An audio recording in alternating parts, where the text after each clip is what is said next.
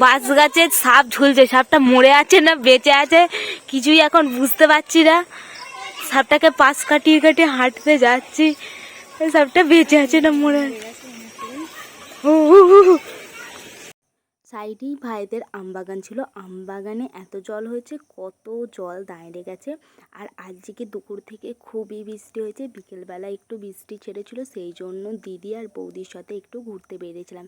আমাদের বাড়ির চারপাশটা এত বন জঙ্গল, সাপ থাকাটা তো এখানে স্বাভাবিক। আর দেখতেই পাচ্ছ আকাশে কিরম এখনও মেঘ করে আছে।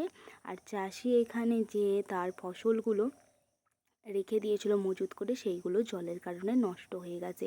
আজকে হঠাৎ বৃষ্টি হয়েছে, কোনো মেঘ করা নেই, কিছু নেই আগে থেকে, সেই জন্য চাষি আর ওটাকে ঠিক করতে পারিনি। এদিকে কত জল জমে গেছে দেখতেই পাচ্ছ। এটা হচ্ছে এখানে ধান, মানে ধানের বীজ ফেলবে, সেই জন্য এইখানটায় জল মানে চষেছিল, এখানে জল জমে গেছে, ওদের ঘরে আর জল ধরাতে হলো না। আর আমরা আজকে দিদি আর আমি এদিকটায় ঘুরতে এসেছিলাম।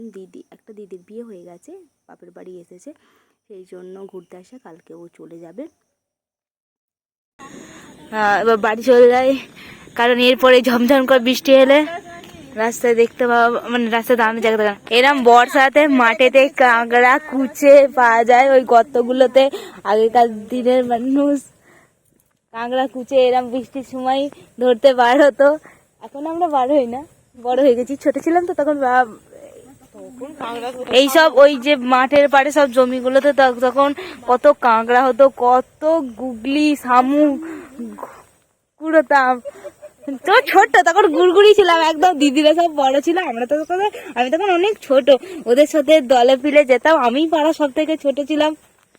বৃষ্টি শুরু হয়ে গেছে, এবার ফটাফট বাড়ি চলে যেতে হবে, নাহলে একদম ভিজে যাব, সাথে আমার মোবাইলটাও ভিজে যাবে। একটা মাত্র মোবাইল আমার, মোবাইলটাকে কষ্ট দেওয়া যাবে না, কারণ আর কিনতে পারবো না, মোবাইলের এখন অনেক দাম, হাতে টাকা করে নেই এখন। শুভেন্দু অধিকারী 3,000 টাকা দেবেও না, কারণ আমার মাত্র 25 বছর বয়স হয়েছে, নতুন করে পোর্টালে অন্নপূর্ণা যোজনা করতে পারিনি, এখনো দিচ্ছেও না। যারা আগে পেয়ে গেছে এসটিসিরা তারা, আর জেনারেলগুলো পাচ্ছে না, জেনারেলরা পাপ করে জন্ম নিয়েছে, তো সেই জন্য মোবাইলটাও কিনতে পারবো না। ভেবেছিলাম যে যদি কোনোদিন টাকা পাই জমিয়ে এটা কিনবো, তো আর হবে না।